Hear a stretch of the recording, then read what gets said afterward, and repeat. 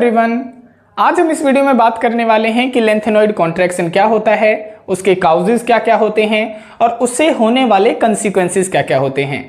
ये जो क्वेश्चन है हमारा बहुत इंपॉर्टेंट रहने वाला है एग्जाम पॉइंट ऑफ व्यू से, चाहे आप सीबीएसई बोर्ड में हैं चाहे आप एचबीएसई बोर्ड में हैं, बहुत इंपॉर्टेंट रहने वाला है। तो अगर आप चैनल पे नए हैं तो चैनल को लाइक कीजिए, शेयर कीजिए और चैनल को सब्सक्राइब कीजिए। तो चलिए शुरू करते हैं आपके अपने टॉपिक के साथ में कि what is lanthanoid contraction, lanthanoid contraction क्या होता है, ऑल्सो गिव इट्स काउजेज, इसके कारण बताइए, एंड इट्स कंसिक्वेंसेज, और इससे होने वाली घटनाएं बताइए। तो यहाँ पे जो कॉन्ट्रैक्शन लिखा हुआ है इसका मतलब होता है सिकुड़ना, यानी कोई एलिमेंट है उसका साइज क्या हो रहा है, सिकुड़ रहा है, और सिकुड़ने का मतलब है उसका साइज छोटा हो रहा है। तो इसके नाम से ही हमें पता चल रहा है कि लेंथेनॉइड कॉन्ट्रैक्शन क्या होते हैं। अगर लेंथेनॉइड का साइज घट रहा है उसे कहा जाता है लेंथेनॉइड कॉन्ट्रैक्शन। और लेंथेनॉइड्स कौन से एलिमेंट होते हैं, हमने बताया था कि लेंथेनम और हॉफनियम के बीच में 14 एलिमेंट्स आते हैं जिन्हें हम लेंथेनॉइड्स कहते हैं। वो 14 एलिमेंट कौन कौन से थे हमने यहाँ पे लिख रखा है, एटॉमिक नंबर 58 से 71 तक, या फिर सीरियम से लेकर ल्यूटिटियम तक जो एलिमेंट होते हैं उन्हें कहा जाता है लेंथेनॉइड्स। अगर आपको इन एलिमेंट्स के याद रखने की ट्रिक देखनी है तो आप इसे पिछला लेक्चर देख सकते हैं, लिंक आपको डिस्क्रिप्शन में मिल जाएगा। तो लेंथेनॉइड कॉन्ट्रैक्शन क्या होता है, ये कहता है कि जब हम सीरियम से ल्यूटिटियम तक जाते हैं, सीरियम से जब हम ल्यूटिटियम तक जाते हैं तो इनका एटॉमिक नंबर क्या होता है, बढ़ता है, एटॉमिक नंबर बढ़ता है। और जैसे जैसे इनका एटॉमिक नंबर बढ़ता है इनका एटॉमिक साइज घटता है, एटॉमिक साइज इनका घटता है। और एटॉमिक साइज जो घटता है वो एक ग्रेजुअल वे में घटता है। अब ग्रेजुअल वे कैसे घटता है, जैसे मान लेते हैं किसी का साइज 10 होता है तो वो 10 से फिर 9 पे आया, फिर 8 पे आया, फिर 7 पे आया। तो इस तरीके से डिक्रीजिंग होने वाले पैटर्न को कहा जाता है ग्रेजुअल डिक्रीज। तो ये जो एटॉमिक साइज घटता है ये ग्रेजुअल वे में घटता है। कैसे घटता है, ग्रेजुअल वे में, ग्रेजुअल वे में इसका एटॉमिक साइज घटता है।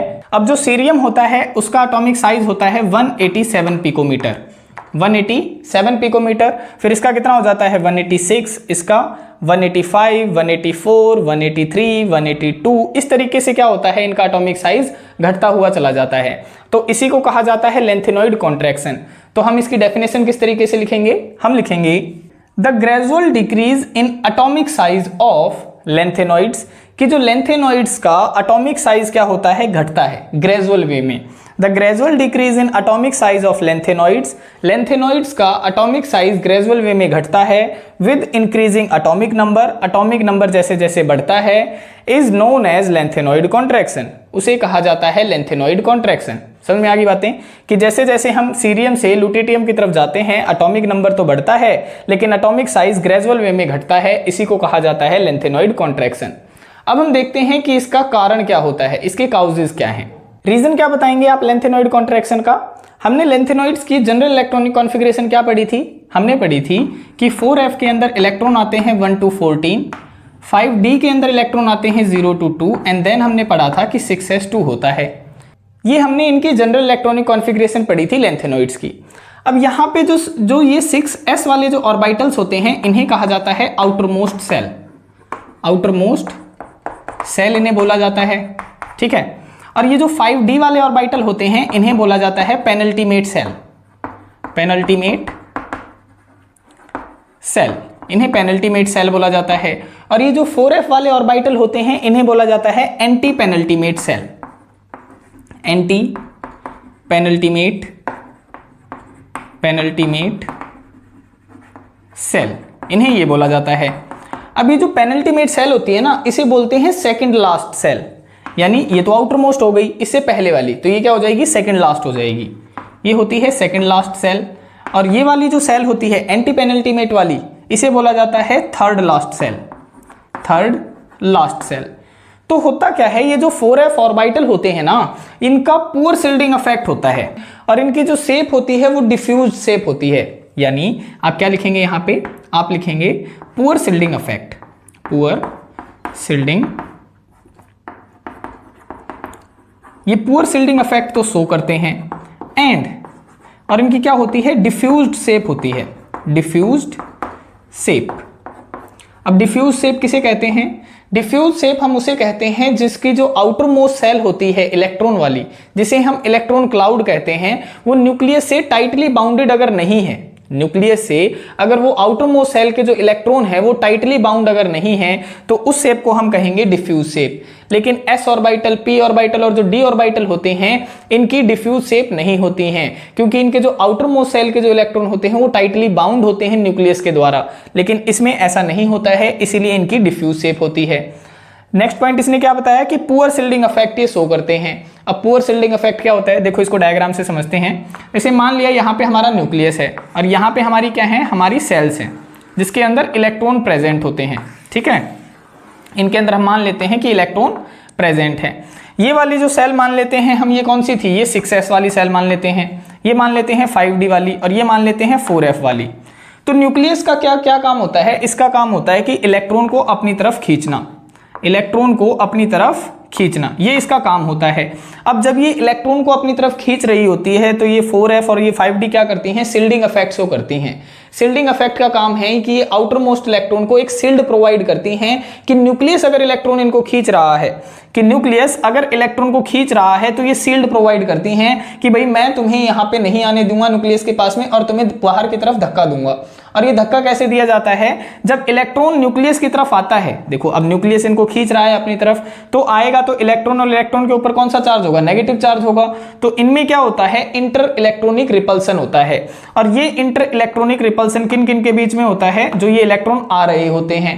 अब ये क्या करता है 4f ऑर्बिटल, इसकी तो पुअर शिल्डिंग इफेक्ट है, यानी इसे जिस क्षमता के साथ में इसे प्रोटेक्ट करना चाहिए था इन इलेक्ट्रॉन को, ये जो आ रहे थे इन्हें रोकना चाहिए था, तो ये उतनी क्षमता के साथ में इन्हें रोक नहीं पाता है। और जब ये 4f orbital poor shielding effect show करता है तो ये वाले इलेक्ट्रॉन क्या होते हैं, न्यूक्लियस के द्वारा डायरेक्टली अपनी तरफ खींच लिए जाते हैं। ये न्यूक्लियस हो गया, 6s वाले इलेक्ट्रॉन को ये डायरेक्टली अपनी तरफ खींच लेता है और जैसे ही इनको डायरेक्टली अपनी तरफ खींच लेता है एटम का साइज क्या हो जाता है, छोटा हो जाता है। और इसी प्रोसेस को कहा जाता है lanthanoid contraction.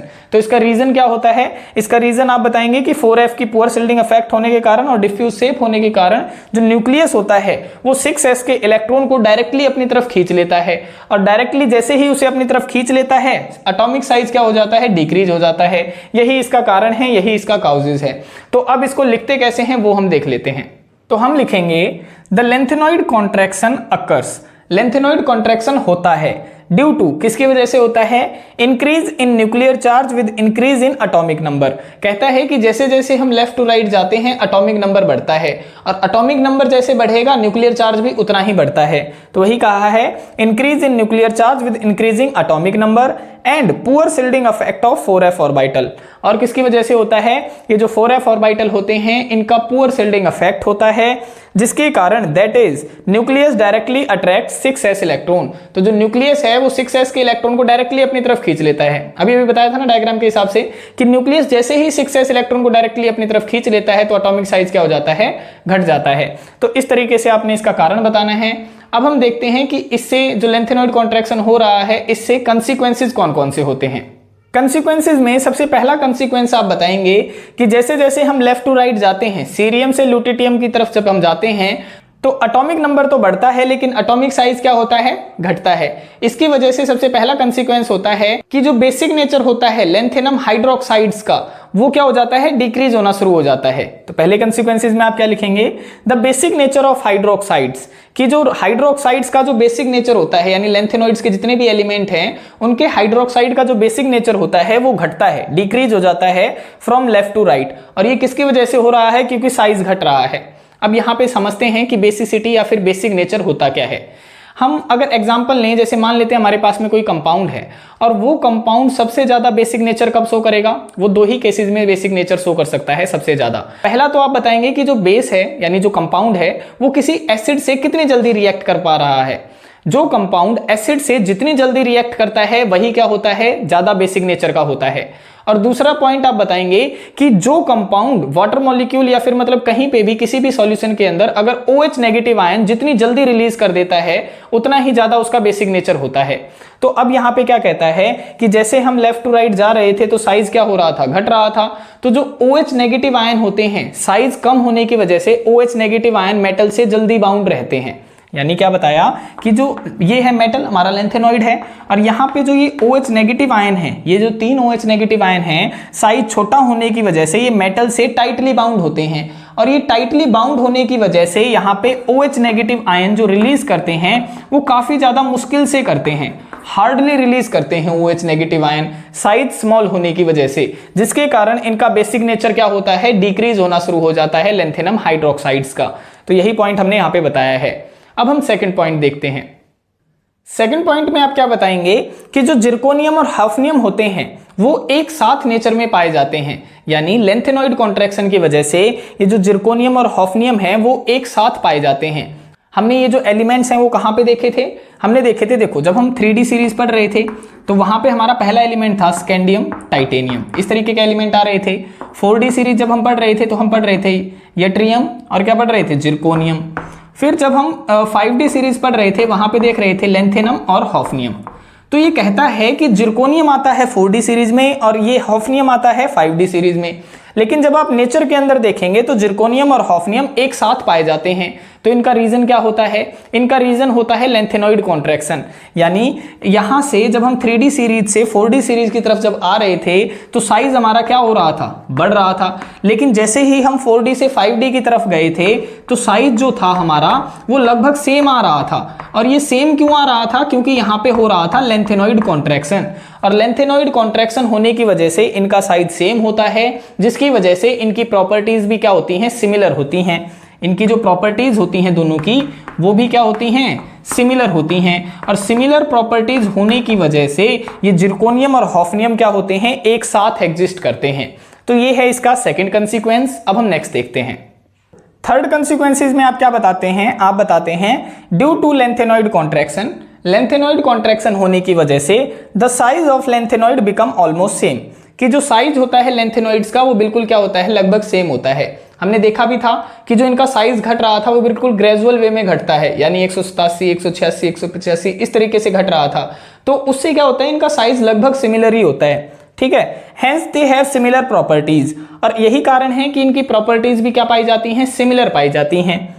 Which makes difficult separation of lanthanoid, जिसकी वजह से जो लेंथेनॉइड जो अलग अलग एलिमेंट हैं उनका सेपरेशन कर पाना काफी ज्यादा मुश्किल हो जाता है इन प्योर स्टेट में। क्योंकि अगर उनका सेपरेशन क्यों नहीं हो पा रहा, क्योंकि उनकी प्रॉपर्टीज सेम हैं, जिसके कारण ये नेचर के अंदर एक साथ पाए जाते हैं। और यही रीजन है कि इनको प्योर स्टेट के अंदर एग्जिस्ट कर पाना लगभग मुश्किल हो जाता है।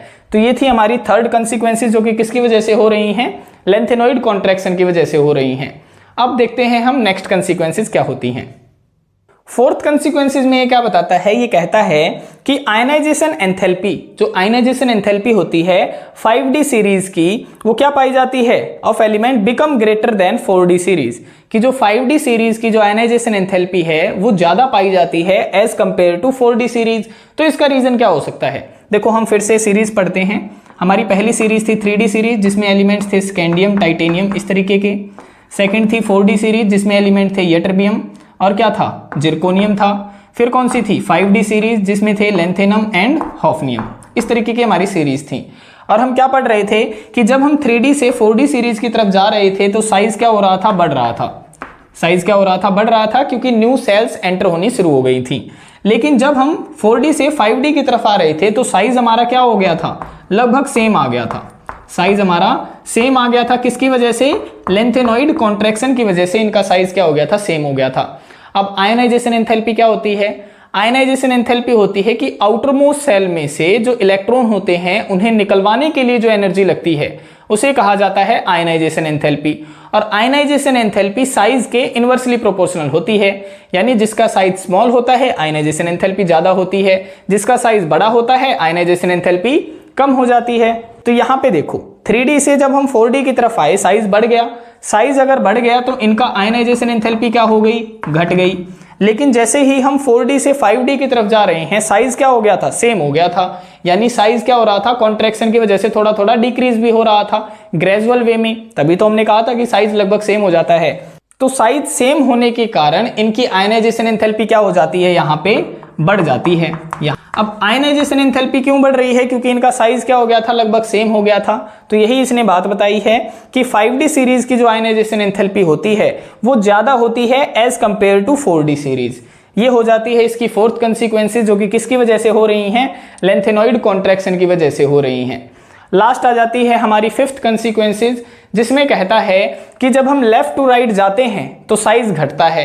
और हमने बताया था कि अगर साइज घट रहा है यानी इलेक्ट्रॉन का न्यूक्लियस से जो फोर्स ऑफ अट्रैक्शन है वो ज्यादा है, जिसके कारण इनका क्या हो जाता है, जो कॉम्प्लेक्स फॉर्मेशन एबिलिटी होती है वो भी क्या हो जाती है, बढ़ जाती है। क्योंकि कॉम्प्लेक्स फॉर्मेशन एबिलिटी साइज के इनवर्सली होती है। अगर साइज छोटा है तो कॉम्प्लेक्स फॉर्मेशन एबिलिटी ज्यादा हो जाती है। ये है हमारी फिफ्थ कंसीक्वेंसेस। तो आप कैसे लिखेंगे फिफ्थ कंसीक्वेंसेस को? तो आप लिखेंगे कॉम्प्लेक्स फॉर्मेशन एबिलिटी की जो कॉम्प्लेक्स बनाने की जो क्षमता होती है वो बढ़ती है, इंक्रीज होती है फ्रॉम लेफ्ट टू राइट। ये थी आपकी 5 कंसीक्वेंसेस। तो इस तरीके से आपने इस क्वेश्चन को एक्सप्लेन करना होता है। ये question exam point of view से काफी ज्यादा इंपॉर्टेंट है कि what are the lanthanoid contraction, its causes and its consequences. आशा है आपको ये क्वेश्चन समझ में आया होगा। और अगर क्वेश्चन से रिगार्डिंग कोई भी डाउट है तो आप हमें कमेंट सेक्शन में बता सकते हैं। और अगर वीडियोस आपको पसंद आ रही हैं तो वीडियोस को लाइक कीजिए, शेयर कीजिए और चैनल को सब्सक्राइब कीजिए। मिलते हैं किसी और वीडियो में किसी और टॉपिक के साथ में। तब तक के लिए बाय बाय, टेक केयर।